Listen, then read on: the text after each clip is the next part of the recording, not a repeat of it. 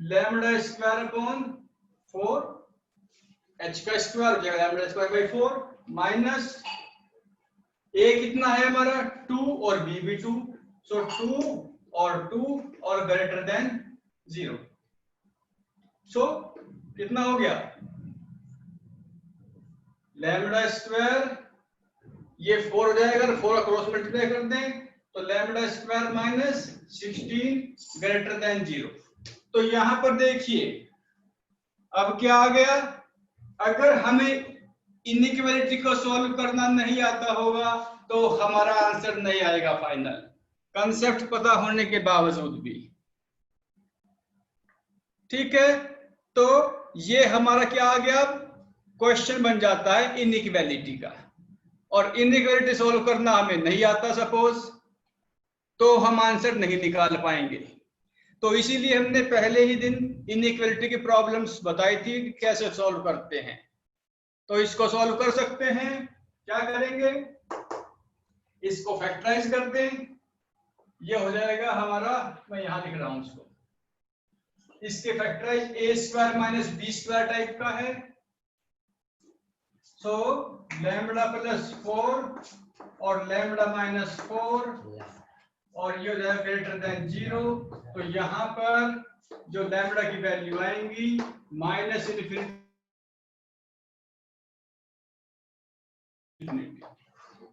ये हमारा सॉल्यूशन आ जाएगा। ठीक है, क्लियर। चलिए अब आगे चलते हैं, ये बाकी क्वेश्चन हो गए। a का वैल्यू 3 आता है, करेक्ट है।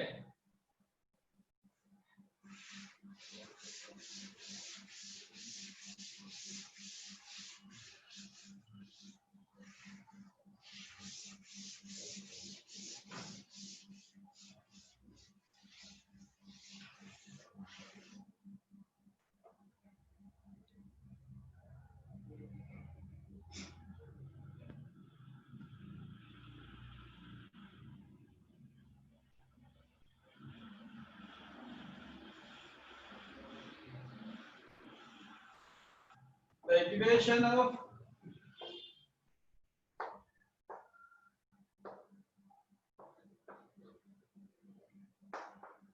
pair of lines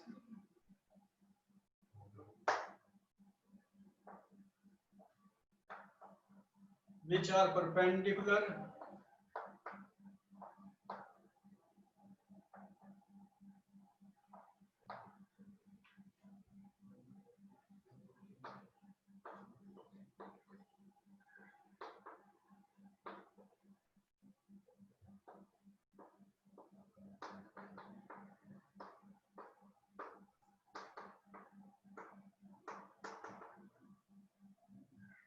इसका मीनिंग क्या हुआ,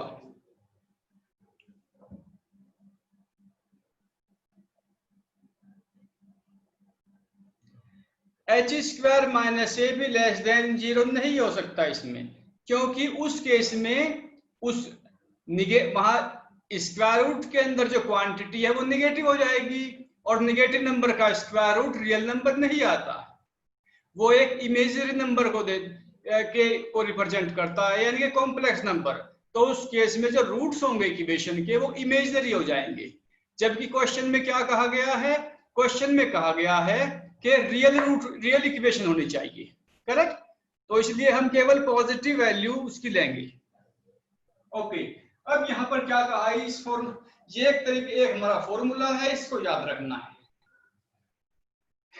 क्या कहा इसमें कि ये क्या है, दो इक्वेशन को, दो हमारी लाइंस को रिप्रेजेंट करता है जो ओरिजिन से पास होते हैं, यानी कि पेयर ऑफ लाइंस को रिप्रेजेंट करता है ये।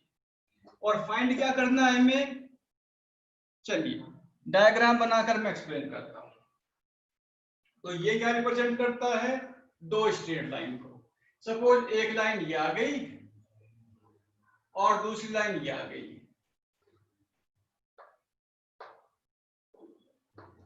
सो इससे रिप्रेजेंटेड दो लाइंस ये आ गई 1 और 2,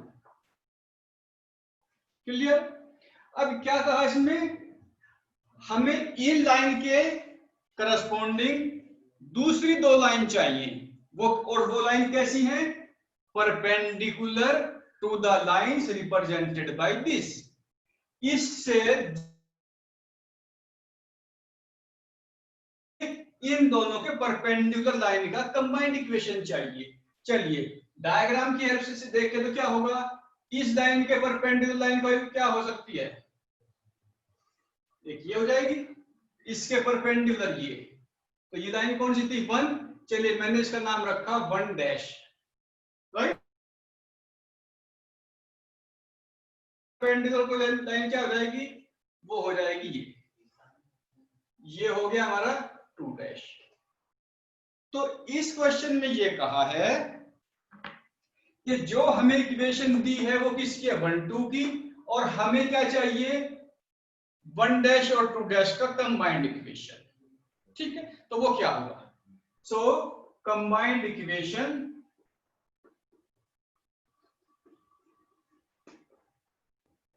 ऑफ 1 डैश एंड 2 डैश, जहां पर 1 डैश 2 डैश क्या है?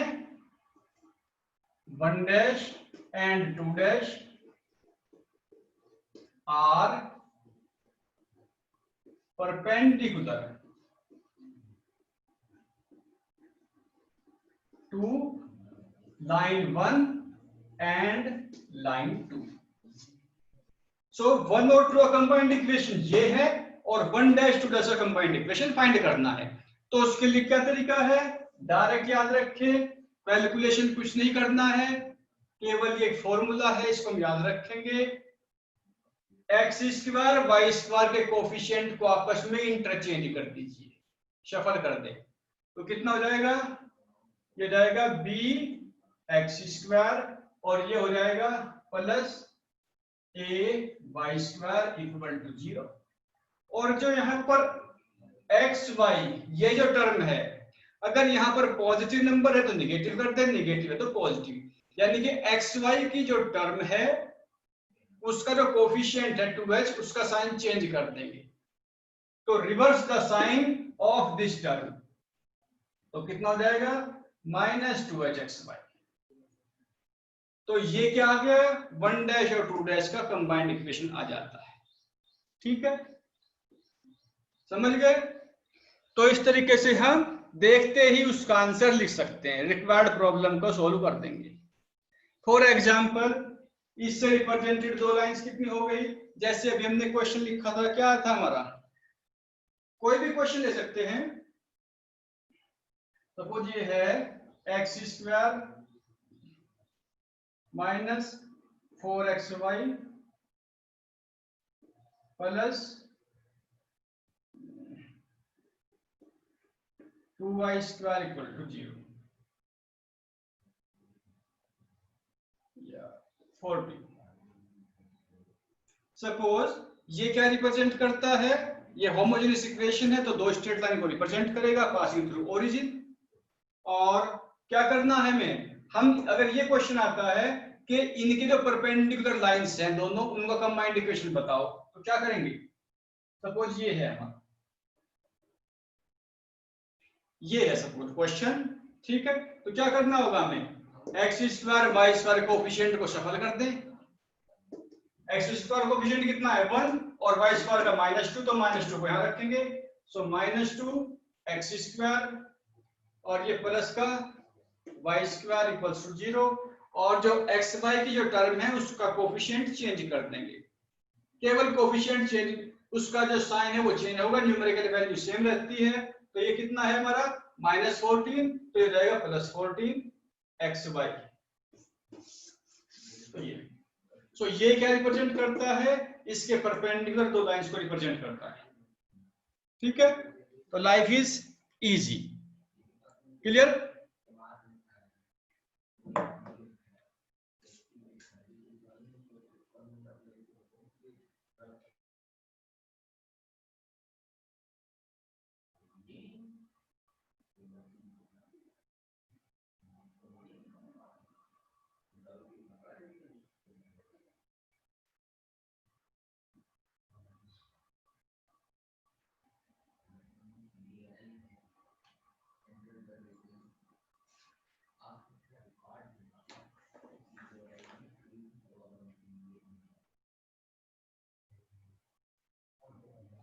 ओके, अब एक नेक्स्ट फॉर्मूला और आता है हमारा दूसरा,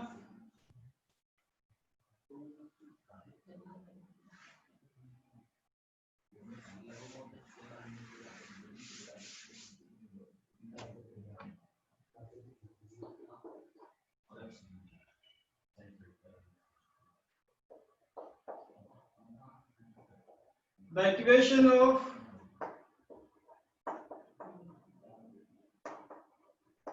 pair of lines which are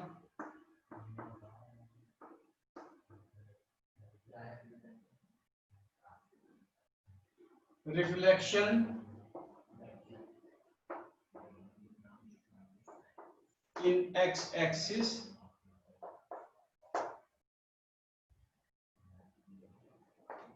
of the pair of lines.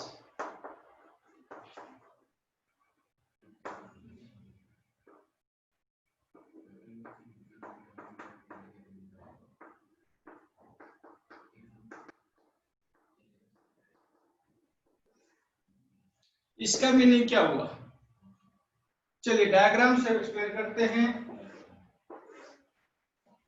ये हमारे दो लाइंस को रिप्रेजेंट करता है, चलिए ड्रा कर लेते हैं इसको।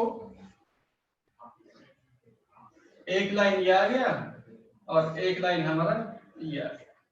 सपोज लाइन 1 और लाइन 2। अब क्या लिया,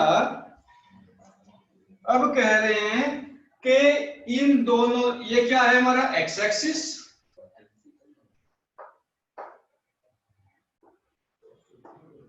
ये है हमारा वाई एक्सिस, ठीक है। अब इसमें क्या क्या गया है, reflection in x axis.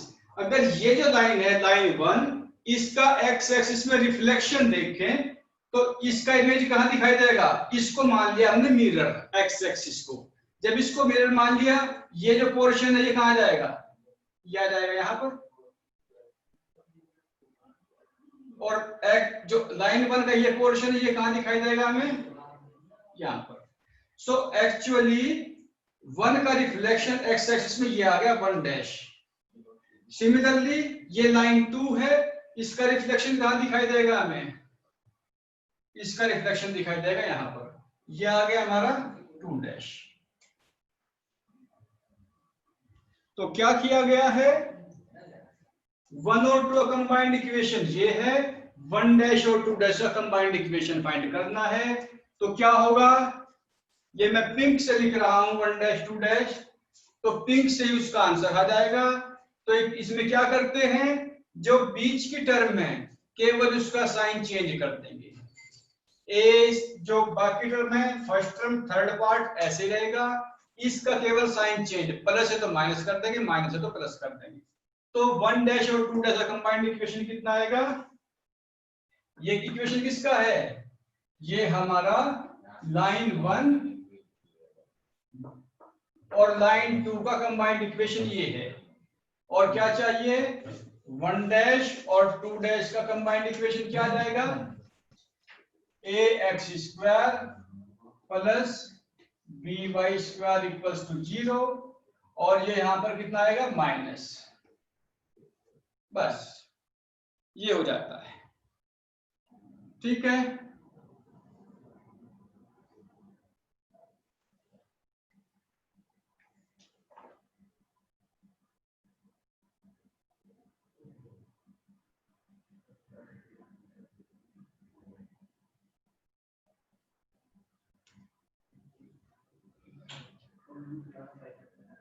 Clear, any doubt,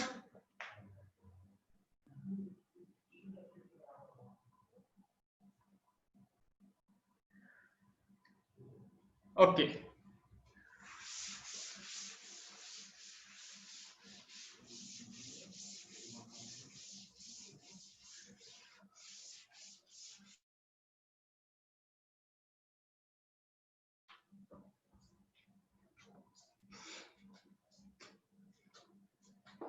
अगर ये हमारी कोई स्ट्रेट लाइन है ax plus by plus c equal to 0, और यहाँ पर कोई पॉइंट है p, इसके कोऑर्डिनेट है x1 y1, तो यहां से यहाँ का जो परपेंडिकुलर डिस्टेंस है p, इसका वैल्यू कितना होता है, ये हमने बता रखा है formula. So length of perpendicular, और you can say perpendicular distance of a point from a line कितना होता है, इस लाइन की इक्वेशन में पॉइंट के कोऑर्डिनेट रख देते हैं, ax1 plus by square plus b square, x और y के जो कोफिशिएंट है उनके स्क्वायर का सम का रूट। ठीक है, और यहाँ पर हम मोड साइन लगा देते हैं। मोड क्यों लगाते हैं, क्योंकि डिस्टेंस है, डिस्टेंस ऑलवेज पॉजिटिव होता है। ठीक है, सो अब यही काम यहाँ करना है हमें। So the product of perpendiculars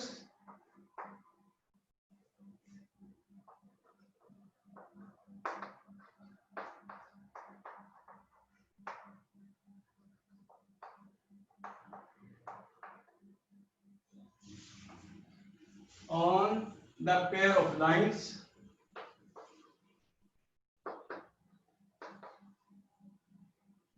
from a point.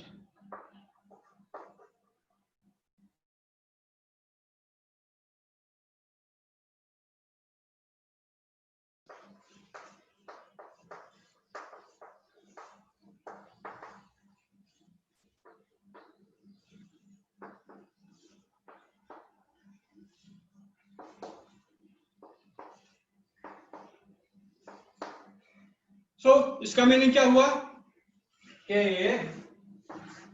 ये क्या रिप्रेजेंट करता है, टू स्ट्रेट लाइंस को,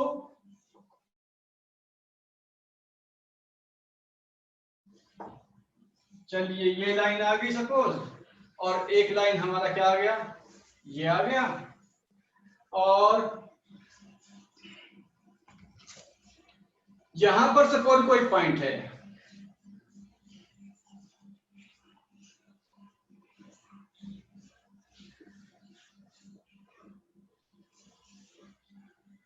सपोज यहां पर कोई पॉइंट है, कहीं भी हो सकता है वो, ये लाइन और लाइन 2 किससे रिप्रेजेंट होती है, इस इक्वेशन से, और पॉइंट P यहां पर है ये x1 y1। So point P से जब ड्रा करेंगे परपेंडिकुलर, सो लाइन 1 पर कितना आएगा, ये आ गया परपेंडिकुलर, और लाइन 2 पर कहां आएगा, सपोज ये आ गया। अगर सपोज ये डिस्टेंस P1 है और ये डिस्टेंस P2 है, तो हमें P1 और P2 की प्रोडक्ट फाइंड करनी है, कितनी होगी।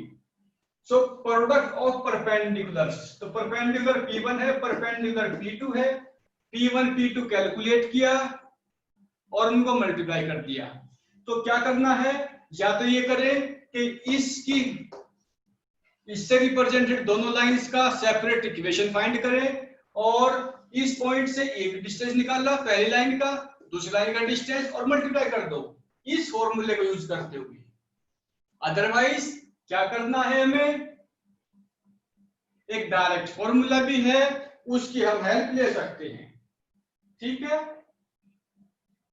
तो कितना होता है वो, सो P1 P2 का मल्टीप्लाई कितना जाएगा, ये डायरेक्ट फॉर्मूला है। क्या करेंगे, इस इक्वेशन में इस पॉइंट के कोऑर्डिनेट सब्स्टिट्यूट कर दें, जैसे कि यहां पर किया था हमने, लाइन की इक्वेशन में पॉइंट के कोऑर्डिनेट रख दिए थे। कितना आएगा ये, 2h x1 y1 और प्लस b y1 स्क्वायर। एक टर्म वहां पे नीचे थी a square plus b square, यहाँ भी वही करना है, लेकिन यहाँ पर कुछ अलग हुआ थोड़ा सा, क्योंकि वहां पर एक टर्म x की थी, एक y की थी, दोनों के स्क्वायर का सम। यहाँ पर क्या है, x स्क्वायर की टर्म भी है, y स्क्वायर भी है, और एक टर्म और है, तो इसमें थोड़ा सा चेंज आता है फॉर्मूले में, ये प्लस 4h स्क्वायर, यानी कि यहां पर जो कोफिशिएंट है, सीधे से क्या करना, इनके डिफरेंस का होल स्क्वायर और प्लस जो एक्स वाई की टर्म है इसका कोफिशिएंट, इसके कोफिशिएंट का स्क्वायर। तो ये हमारा फॉर्मूला है, डायरेक्ट एक ही स्टेप में आंसर आ जाएगा। Okay, clear?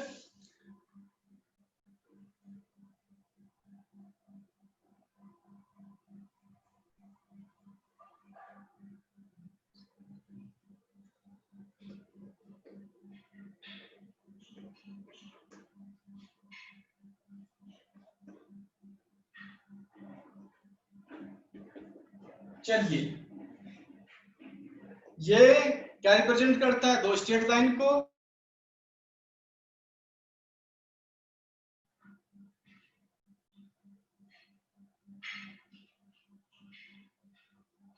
-1,3 -1,3 से इस लाइन, ये दोनों लाइंस है उन पर ड्रा किया परपेंडिकुलर, तो उनका प्रोडक्ट क्या होगा?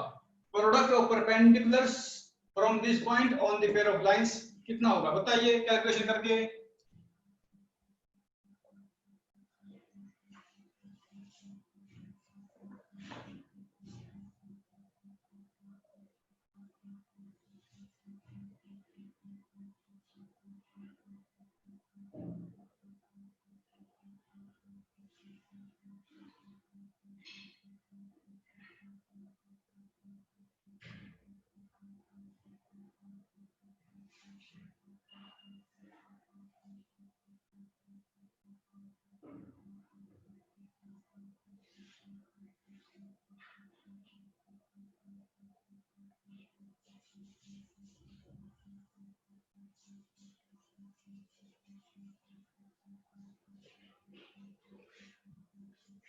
तो कितना आ गया इसका answer?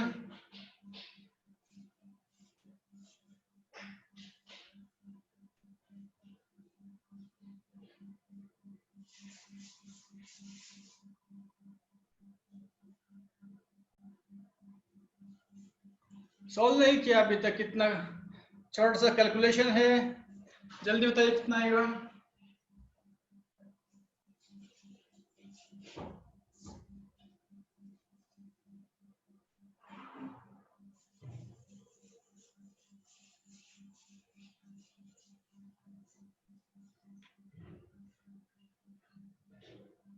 Seven by ten. Okay, सभी का सेम 7/10 आंसर आ रहा है क्या?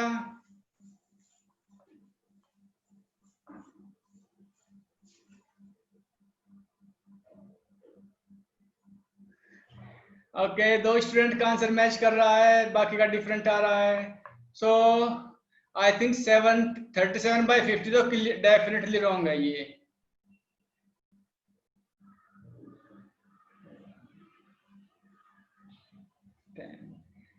और ये 10 नहीं, √10 होना चाहिए।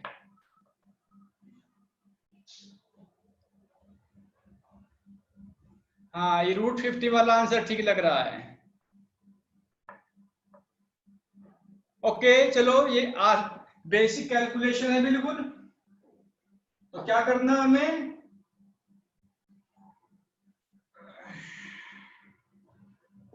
इस लाइन में x के जगह -1 और y के जगह 3 रखेंगे, और अपॉन में कितना आएगा?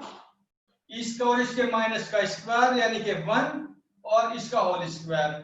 तो ये हो जाएगा √1 + 49 √50 अपॉन में √50 आएगा, और न्यूमरेटर में x और y के जगह ये वैल्यू रख दे, आंसर आ जाएगा। ठीक है, तो सिंपल कैलकुलेशन है, ध्यान से कीजिए।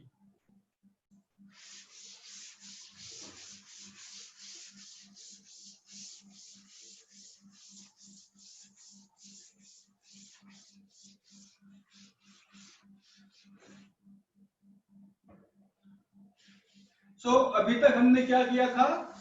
Homogeneous equation of second degree.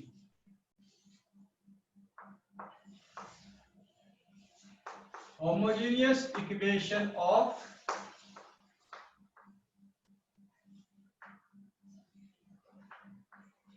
Second degree क्या कौन सा होता है? ax² + 2hxy + by² = 0। और ये क्या रिप्रेजेंट करता है? ये रिप्रेजेंट करता है a pair of straight line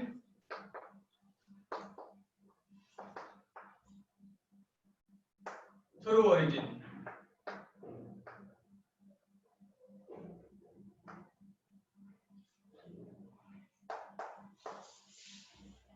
so second degree का होमोजेनियस इक्वेशन ओरिजिन से पास होने वाली दो स्ट्रेट लाइन को रिप्रेजेंट करता है।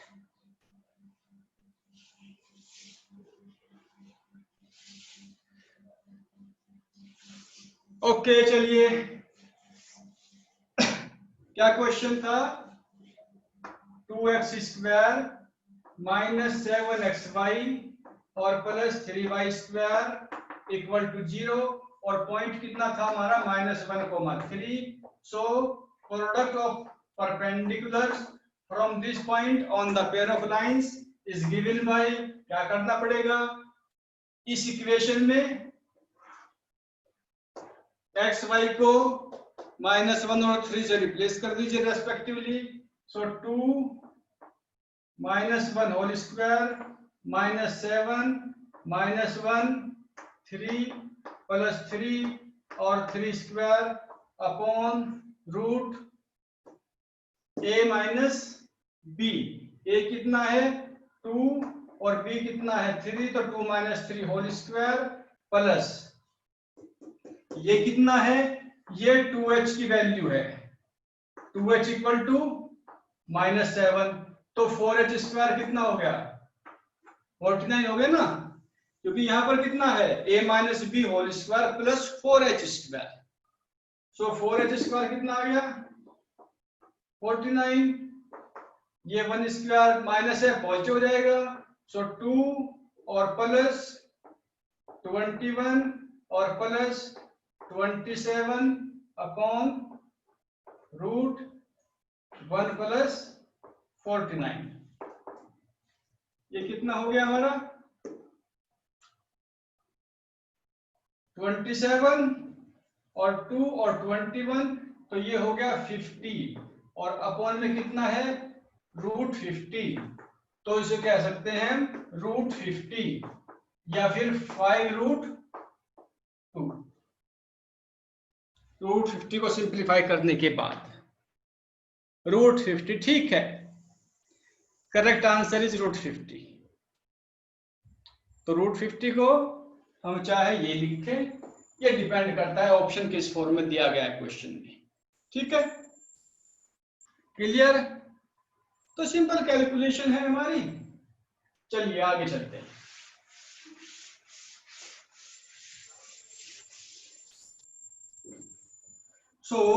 जो होमोजीनियस इक्वेशन है सेकंड डिग्री का, ये ओरिजिन से पास होने वाली दो स्ट्रेट लाइन को रिप्रेजेंट करता है। इस टाइप की, यानी कि इस टाइप की दो लाइंस को रिप्रेजेंट करता है हमारा। अब क्या आता है हमारा general equation of second degree.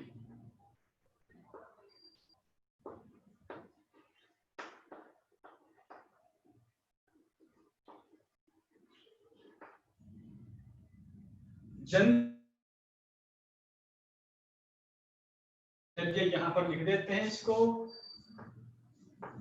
ये एक्स स्क्वायर प्लस 2hxy प्लस by square plus 2gx plus 2fy plus c equals to 0। तो इसमें तीन टर्म तो है फर्स्ट सेकंड डिग्री की, यानी कि सभी पॉसिबल टर्म इसमें है एक्स वाई की up to second degree level. So इस टाइप की इक्वेशन को कहते हैं हम general equation of second degree. अब ये किसको रिप्रेजेंट करता है? इसका जनरल नाम कोनिक सेक्शन कह सकते हैं। ठीक है, सो ये तो डेफिनेटली एक पेयर ऑफ स्ट्रेट लाइन को रिप्रेजेंट करता था, लेकिन ये जरूरी नहीं एक पेयर ऑफ स्ट्रेट लाइन को रिप्रेजेंट करे। ये सर्किल भी हो सकता है, पैराबोला, इलिप्स, हाइपरबोला, या पेयर ऑफ स्ट्रेट लाइन भी हो सकता है, ठीक है। और वो पेयर ऑफ लाइन कैसे हो सकती हैं? रियल भी हो सकती है, real and distinct, real and coincident, और इमेजिनरी भी हो सकती है। सो डिपेंड करता है कोफिशिएंट्स क्या हैं। तो दो जितने भी हमने फॉर्मूले पढ़े हैं वो सभी जो यहां एप्लीकेबल थे यहां भी होंगे, if this represents a pair of straight line. तो सभी फॉर्मूले उसी टाइप के हैं, वो भी हम ट्राई करते हैं। देखिए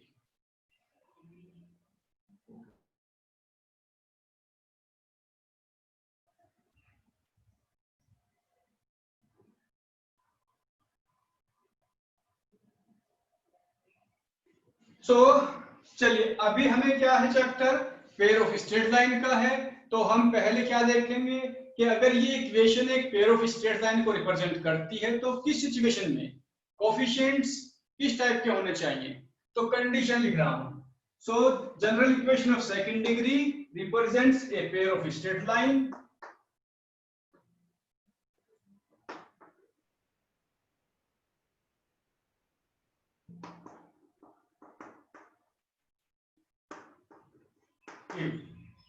first delta equals to 0। Delta की वैल्यू 0 होनी चाहिए। यहां पर डेल्टा क्या है, याद रखिए यहां पर जैसे हमने एक्स वाई कोफिशिएंट 2h लिया था, x का कोफिशिएंट हमने 2g रखा हुआ है, y का कोफिशिएंट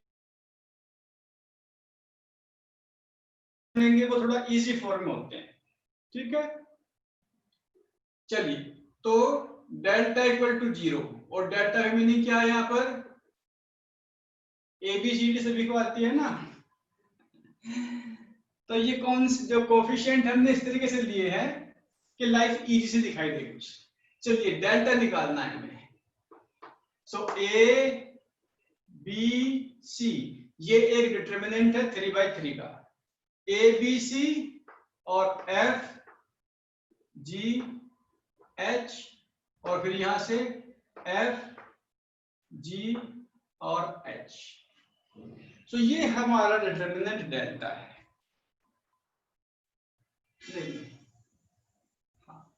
ठीक है, तो ये पेयर ऑफ स्ट्रेट लाइन को रिप्रेजेंट करेगा अगर डेल्टा यानी कि ये डिटरमिनेंट कितना हो जाए हमारा 0, ये 0 होना चाहिए। और सेकंड कंडीशन क्या आ गई,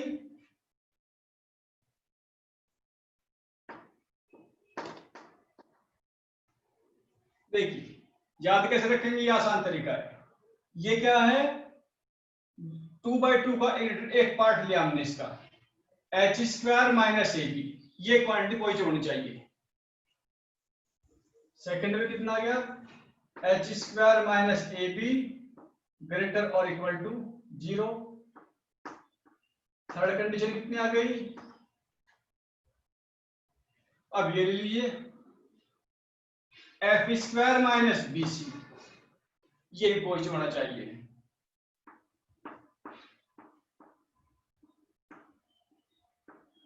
और थर्ड यानी कि A H और B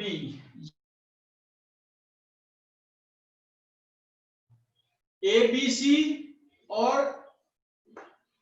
ABC और GFC GFGH।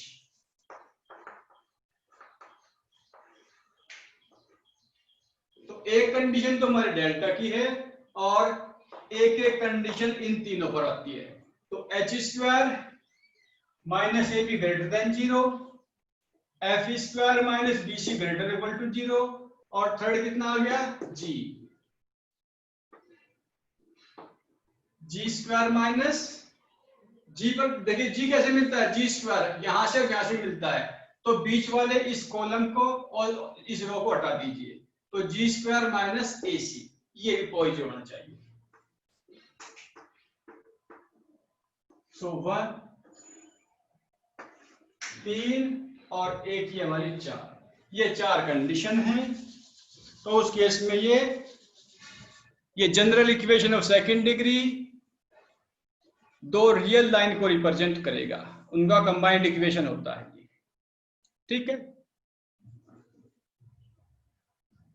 ओके, तो ये दो लाइंस को रिप्रेजेंट करता है। उनका इक्वेशन क्या होगा अगर हमें फाइंड करना हो? सो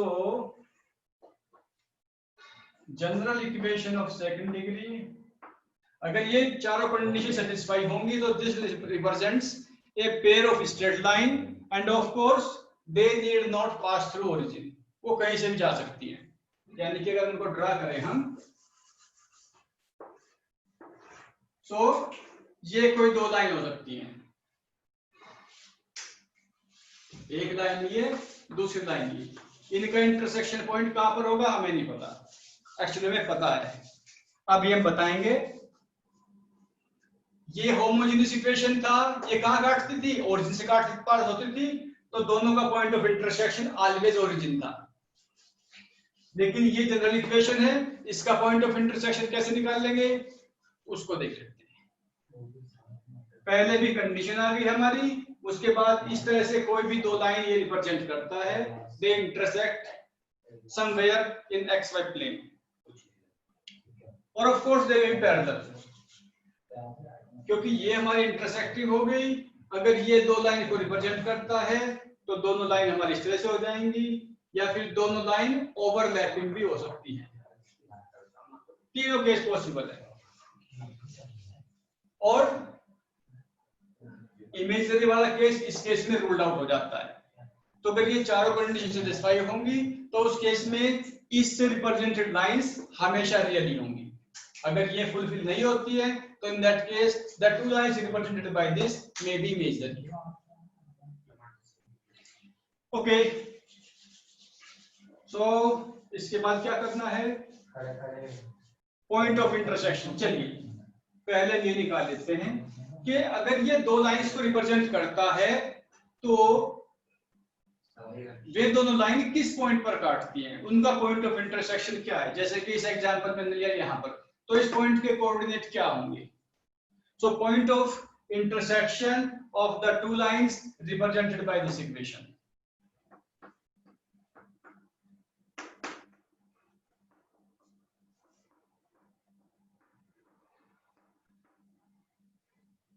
पॉइंट ऑफ इंटरसेक्शन,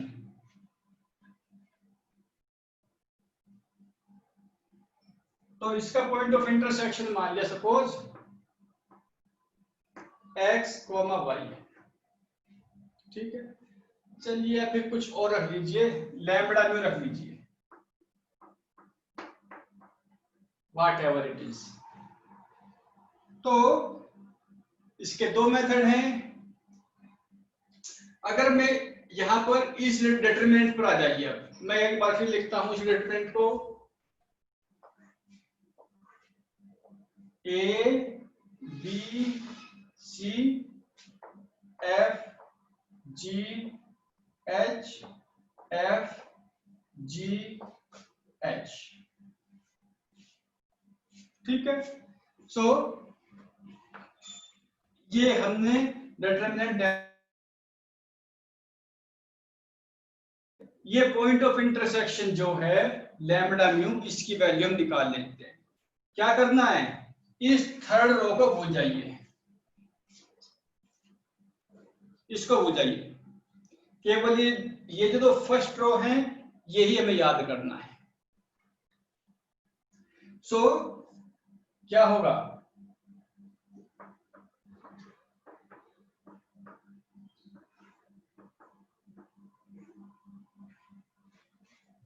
अगर ये इस पॉइंट का x कोऑर्डिनेट है और म्यू इसका y कोऑर्डिनेट है, तो lambda upon mu upon 1 upon,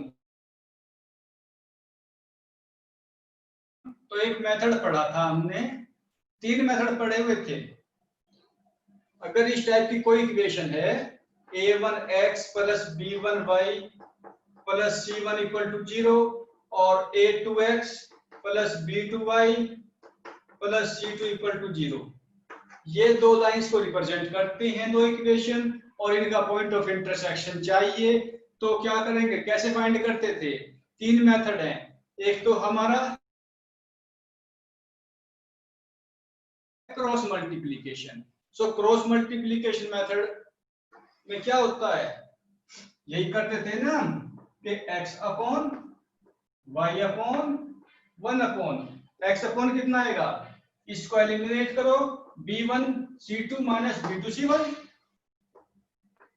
b1 c2 minus b2 c1, y upon कितना आता है, y अपॉन आएगा c1 a2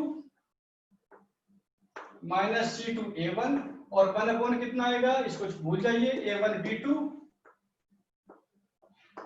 minus a2 b1 और x चाहिए cross multiply this upon this और y कितना होगा, दिस अपॉन दिस। तो एग्जैक्ट ये वही है हमारा, और यहां पर जो कोफिशिएंट होंगे वो लेंगे first two rows of the determinant. तो कितना हो जाएगा लैम्बडा, ये हो जाएगा HF माइनस BG, म्यू तो GH माइनस AF, G पर एंड हुआ था, G से स्टार्ट कर दिया, 1 अपॉन कितना आएगा, इसको भूल जाइए,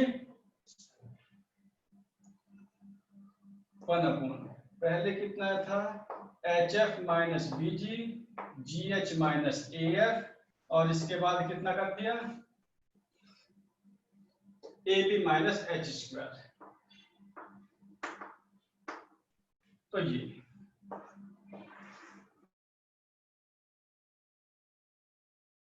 कितनी हो गई, इसे क्रॉस मल्टीप्लाई किया न्यूमरेटर बन जाएगा हमारा, तो ये हो जाएगा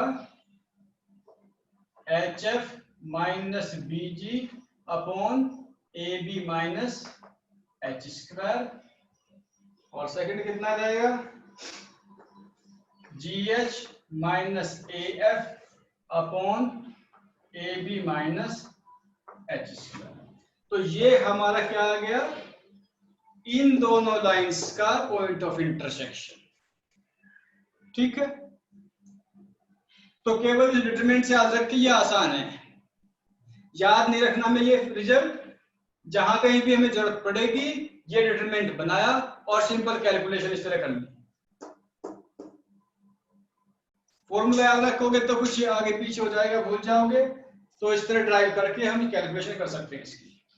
ओके,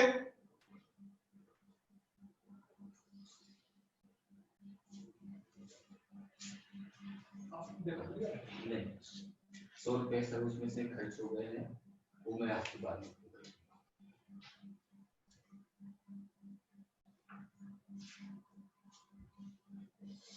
वो सब्जी पीछे परेशान कर रहा मुझे सब्जी लिया।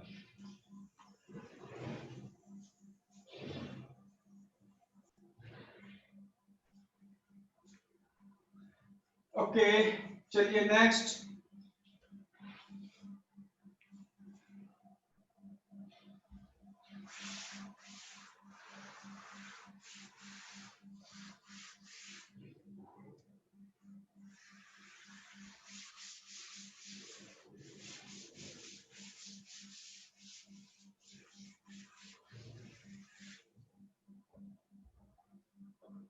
if general equation of second degree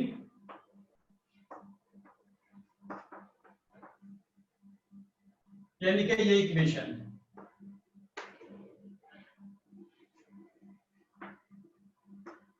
represents two parallel lines,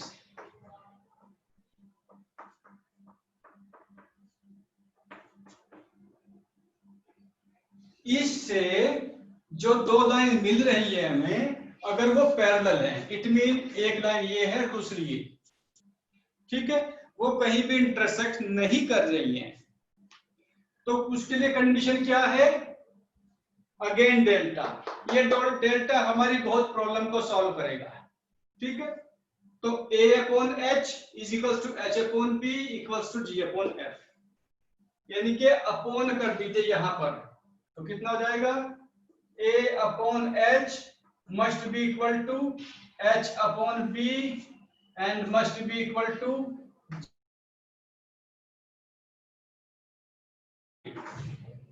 अगर ये तीनों रेशियो बराबर होंगे तो उस केस में जनरल इक्वेशन दो पैरेलल लाइन को रिप्रेजेंट करेगा।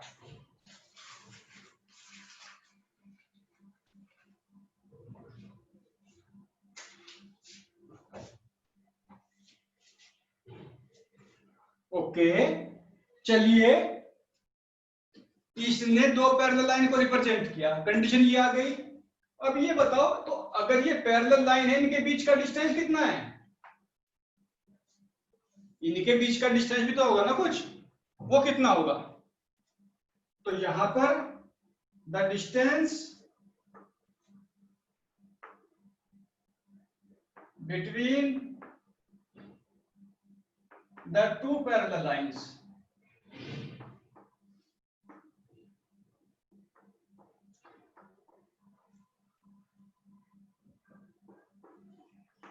कितना होता है ये?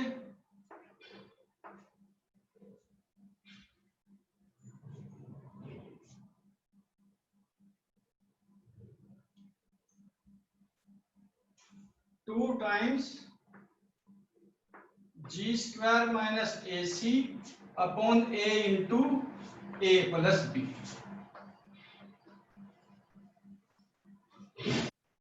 देखिए जी स्क्वायर माइनस ए सी कहां से आया? जो फर्स्ट सेकंड कॉलम है और सेकंड रो, इसको एलिमिनेट कर दो, तो जी स्क्वायर माइनस ए सी, ठीक है, upon A into A plus B. जो ये ए है वही यहां पर आ गया, A into A plus B. इसका दूसरा फॉर्मूला भी है, two times F square minus B C. G के जगह एफ भी ले सकते हैं, जी है एक्स का कोफिशिएंट है, एफ है वाई का coefficient. So two times F square minus B C, और अपॉन में कितना आएगा? इस बार यहां पर ए आया था पहली बार, अब बी आ गया तो बी ले लो, B into A plus B. ठीक है, clear?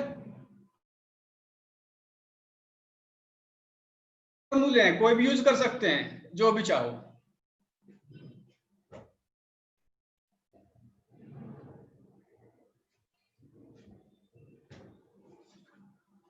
Okay, next.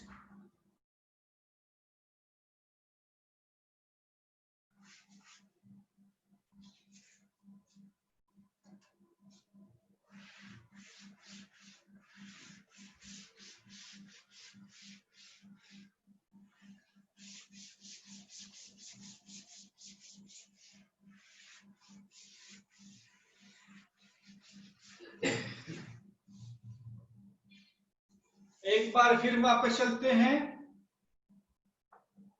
A X square plus 2h X Y plus B Y square equal to 0। ये क्या रिप्रेजेंट करता है? A pair of straight line. तो इसके जो परपेंडिकुलर बाइसेक्टर होंगे, यानी कि angle bisector actually, so angle bisector का कंबाइंड इक्वेशन कितना होता है? इसके एंगल बाइसेक्टर्स आ जाएंगे हमारे, कल बताया था कितना होता है? X square minus y square upon a minus b equals to x y upon h. Combined equation of the two angle bisector of these two lines. ठीक है, अब अगर ये भी एक पेयर ऑफ स्ट्रेट लाइन को रिप्रेजेंट करता है, तो उसके जो सपोज इसके इन दो लाइंस का जो इक्वेशन है, वो दो लाइन इन लाइन से रिप्रेजेंट होती है, ये लाइन 1 और ये लाइन 2। यहां कोई इसका पॉइंट ऑफ इंटरसेक्शन है, चलो इसको मान लेते हैं x1 y1।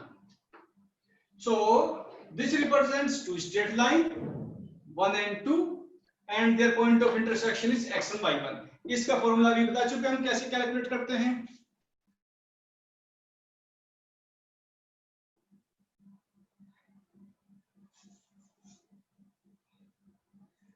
फिर ये चैप्टर कंप्लीट नहीं हो पाएगा क्योंकि सिलेबस ज्यादा है बहुत। अगर डेली हम इतना कम करेंगे तो फिर टाइमली हमारा सिलेबस कंप्लीट नहीं हो पाएगा। ठीक है, तो इसलिए हमें करना पड़ेगा, थोड़े 5 मिनट और लेंगे, 10 मिनट एट मैक्स। एक दो फॉर्मूला और है, मैं उनको डिस्कस कर देता हूं, उसके बाद एंजॉय।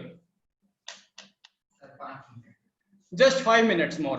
ओके ओके, सो इस इक्वेशन ये हो जाएगा। अगर ये भी हमारे दो लाइंस को रिप्रेजेंट करता है, सपोज ये लाइन आ गई, तो इनके एंगल बाइसेक्टर कहां पर होंगे? चलिए ड्रा कर लेते हैं। सो एक एंगल बाइसेक्टर यहां से निकल जाएगा, ये ऑफ कोर्स क्या है? Acute angle bisector, acute angle से बीच के जा रहा है। एक लाइन तो ये आ गई,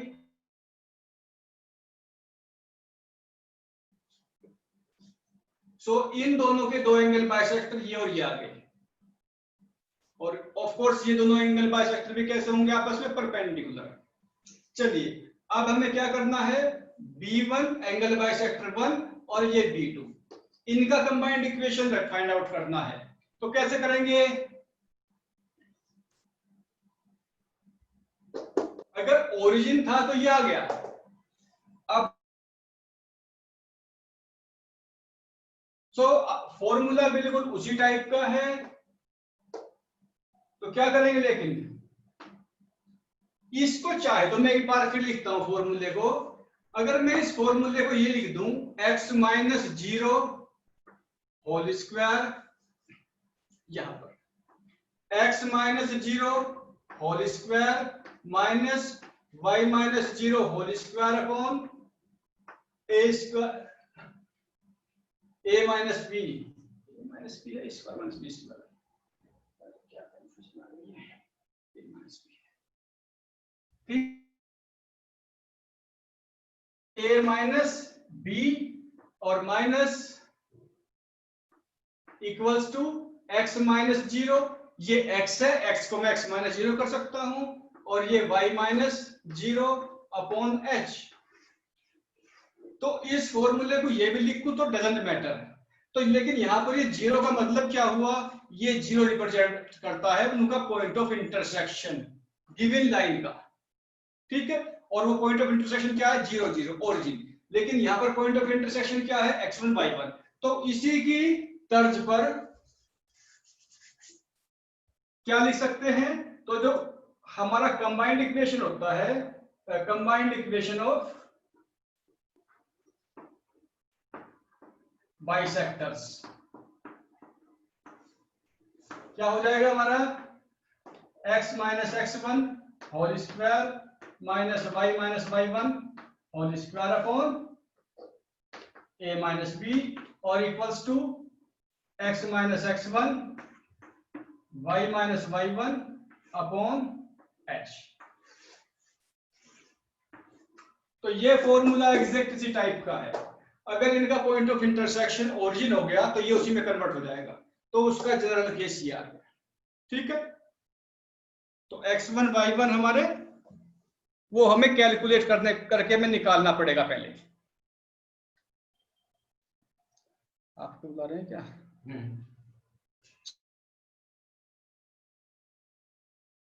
खुद कर लेना, जो थोड़ा बहुत है मंडे में कोशिश करेंगे हम कंप्लीट कराने का। चलिए क्वेश्चन कीजिए और एंजॉय कीजिए।